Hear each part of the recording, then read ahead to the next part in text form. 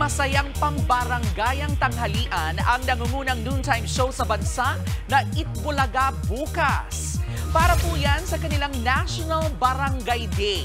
Asahan na ang mga malalaking sorpresa ng Team Sugod Bahay sa pupuntahan nilang barangay. Makikisaya rin sa ating mga legit dabarkads ang ating legit sumbungan na si Senator Idol Raffy Tulfo. May magsusumbong kaya sa ating mga dabarkads?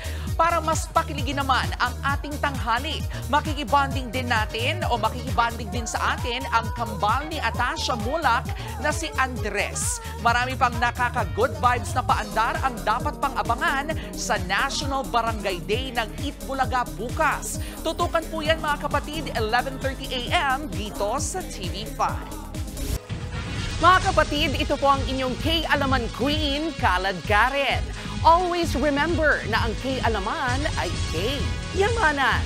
Kaya para sa latest showbiz news at dagdag impormasyon, mag-follow at mag-subscribe sa social media pages ng News 5. K? Okay.